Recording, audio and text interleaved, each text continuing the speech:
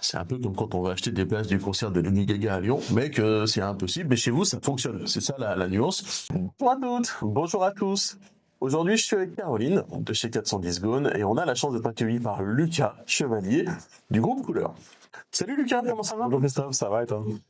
Ça va bien, écoute, on est très content d'être ici avec Caroline pour échanger avec toi, d'abord sur le groupe Couleur, évidemment, savoir un petit peu plus qui tu es, et puis qu'on puisse échanger sur des thématiques un peu plus e-commerce, le CMS e-commerce que vous utilisez, pourquoi, comment, et puis qu'on puisse découvrir ensemble plein de choses inspirantes pour les personnes qui vont nous regarder aujourd'hui.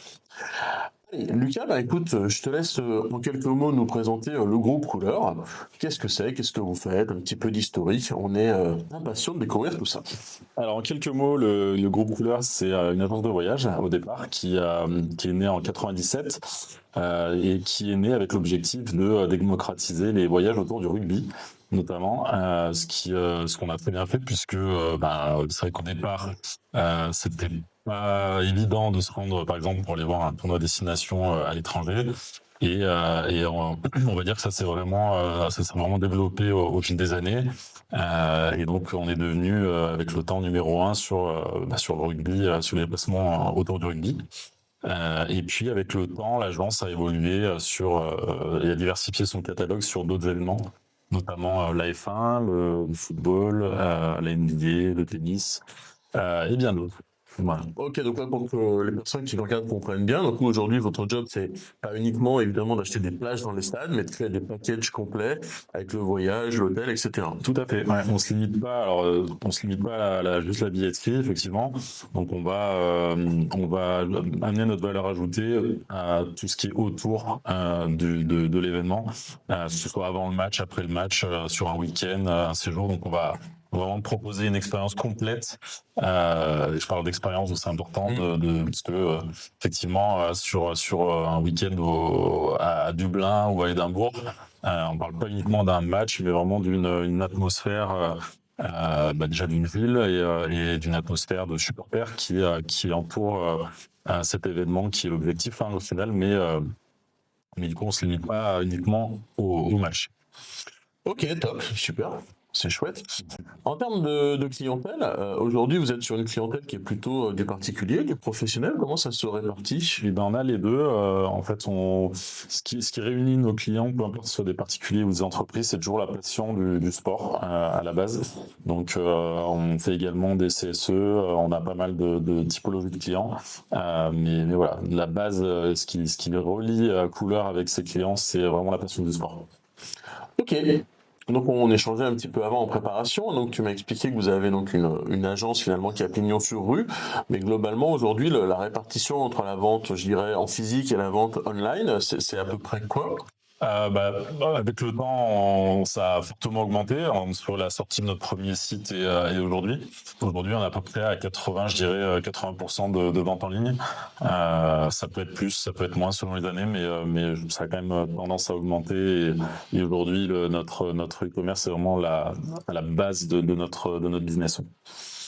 Ok, d'accord. Bon, je fais un peu de teasing. On va parler après de technologie, de choix de CMS, d'acquisition de trafic. Mais avant d'aller sur celui-là, est-ce que tu peux en quelques mots nous dire toi qui tu es finalement, Lucas, et c'est quoi ton job aujourd'hui, et puis quel est ton parcours chez Groupe Couleur?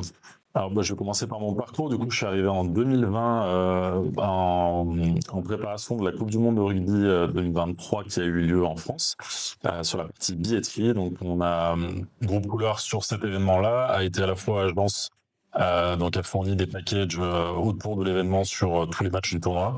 Mais on a également été détenteur des droits du programme voyage, c'est-à-dire qu'on a géré le programme voyage qui entourait l'événement et donc avec la responsabilité de gérer les 60 agences de voyage à l'international qui faisaient venir les supporters à l'étranger, enfin du coup chez nous, et donc avec une thématique billetterie pour mon poste, donc la gestion intégrale de la billetterie du programme avec toutes ces agences.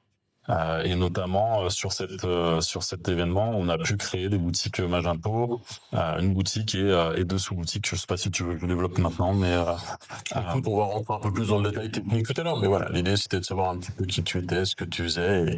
et donc aujourd'hui, je gère un peu les aspects digitaux de la société, avec la mise en œuvre, la gestion, l'optimisation de tous ces outils, que ce soit des outils marketing, le e-commerce, des outils CRM, etc. Donc c'est un peu mon job aujourd'hui. Ok, super. Et donc dans le cadre de ce job, tu échanges presque au quotidien avec nos équipes, notamment. Bah, j'ai envie de dire au quotidien, franchement, ouais. Enfin, c'est des contacts réguliers, au moins à minima une fois par semaine, je dirais. Ok. Bah, écoute, on va enchaîner sur cette partie justement un peu plus technique. On va rentrer dans le cœur du e-commerce et on va parler de choix d'un CMS e-commerce. Et aujourd'hui, donc votre boutique est hébergée sur un site Magento. Et nous, on est curieux chez 410 avec Caroline derrière la caméra, bien de savoir finalement pourquoi un jour le groupe Couleur est parti sur un site Magento et puis finalement les avantages et peut-être des inconvénients que ça vous procure au quotidien aujourd'hui. Alors le choix de Magento, initialement, il s'est fait, je pense, par rapport au côté évolutif du CMS, la robustesse également. C'est vrai notre site a beaucoup évolué. On avait des spécificités au départ notamment sur nos produits, qui sont des offres tiroirs, qui demandaient un outil justement flexible, sur lequel on puisse développer assez facilement et qui puisse répondre à notre cahier des charges sur cette partie produit, ce que Magento a très bien fait. Après sur les autres aspects, forcément un côté rassurant avec la boutique Adobe qui entoure le CMS et voilà, pas mal de notre business aussi qui est très fourni, donc il y a pas mal de choses qui ont fait qu'on s'est orienté vers cet outil-là. Ouais. Ok, top. Aujourd'hui, on en parlait tout à l'heure aussi en préparation. Tu nous disais que vous aviez intégré finalement déjà des éléments mis d'office dans le Magento, ce qui vous permet de gérer directement des choses depuis votre back-office Magento.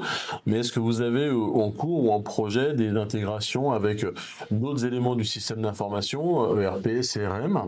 Alors oui, en plus des éléments des fonctionnalités qu'on a déjà développées sur le site, il y a des intégrations qui sont en cours, donc notamment sur l'implémentation d'un CRM au sein de la société, CRM qui sera connecté, c'était le besoin, on va dire majeur sur ce projet-là, avec avec notre boutique e-commerce, avec nos boutiques e-commerce d'ailleurs. Et voilà, donc un gros travail au niveau des intégrations entre les différents prestataires, dont 400 Dugone et notre intégrateur CRM. Mais voilà, c'est un projet qui n'est pas encore terminé, mais qui le sera d'ici le courant de l'année 2025. Un petit message à la team de développeurs 410 secondes, hein. Il y a encore du boulot à venir pour tout ça. T'es pas en vacances tout de suite. Ok, allez, on va continuer sur cette partie site e-commerce, puisque bon, c'est une super chose d'avoir ce site Magento qui fonctionne, qui est robuste, qui absorbe la charge. Hein. On en a parlé aussi tout à l'heure en préparation. Il y a des événements où d'un coup vous envoyez des gros emailing à toute votre base mail, et là tout le monde arrive sur le site parce que c'est le moment d'acheter les places. On va du coup parler d'acquisition de trafic. Aujourd'hui, votre site internet, eh bien les gens le découvrent comment et ils viennent par quel biais? Alors on va dire jusqu'à présent, le SEO est vraiment la source de trafic numéro 1 et de loin, j'ai envie de dire. Donc il y a beaucoup de travail qui a été fait, notamment grâce à 400 Dugone, j'ai envie de dire principalement. Donc c'est vrai que 400 Dugone nous accompagne sur toute cette partie SEO et nous permet d'avoir du trafic qualifié, de nous positionner sur les moteurs de recherche dans le top dans la plupart des cas. Donc aujourd'hui, la source vraiment principale, c'est ça. Et on a tendance à vouloir un peu diversifier les canaux, donc sur du SIA, sur du SEA, des ads, des réseaux sociaux, organiques, social organique, tout ça. C'est intéressant puisque tu l'as indiqué du coup là.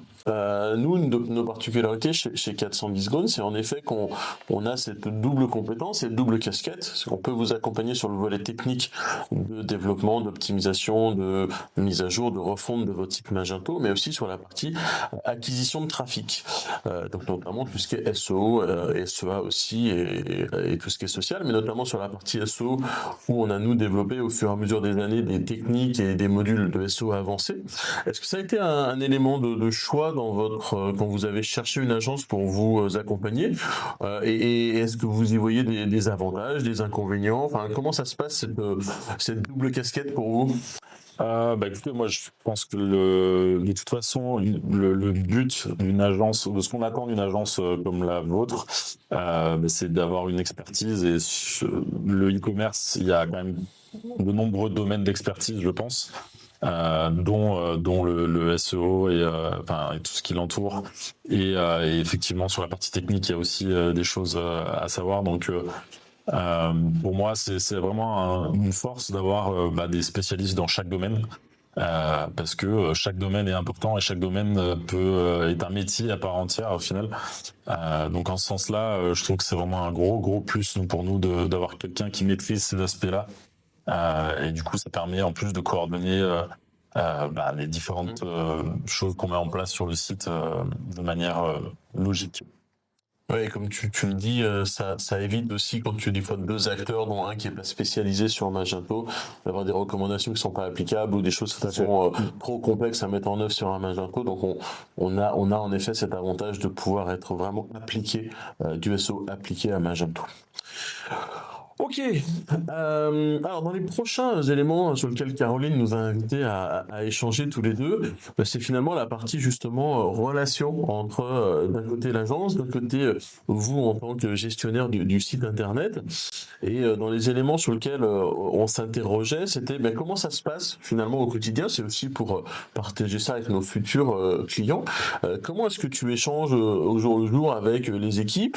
Est-ce que c'est des choses très cadrées où tu es obligé de passer par un chef de projet? Est-ce que tu peux des fois parler directement aux développeurs? Est-ce que tu utilises le Jira? Enfin, je suis curieux de connaître la façon dont tu communiques avec nous.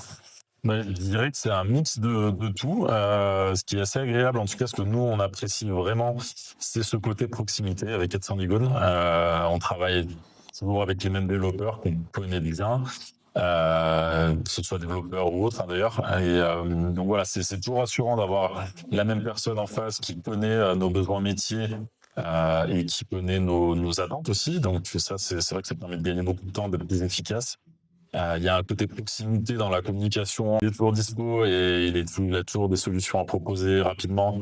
Donc je dirais que la communication, elle s'organise comme ça. C'est moi j'expose mon besoin par téléphone et c'est très agréable. Et ensuite, on va formaliser tout ça sur Jira, effectivement, et créer des tickets bien cadrés une fois que le besoin a bien été compris. Et je trouve que ce fonctionnement, il marche bien. Et en tout cas, il nous convient très bien. Ouais, c'est un petit peu l'association du meilleur des mondes finalement. Il y a de l'humain tout en ayant un outil qui permet de cadrer et d'avoir de la méthode derrière. Ok, on en profite pour faire un petit coucou à Caroline, chef de projet de la team Magento, Thomas, lead développeur. Caroline nous a aussi interrogé sur une belle question et je vais être heureux de te la poser. Sur quelle problématique et sur quel enjeu est-ce que tu as pu nous challenger au fil des années et comment est-ce qu'on a réussi à répondre à tout ça?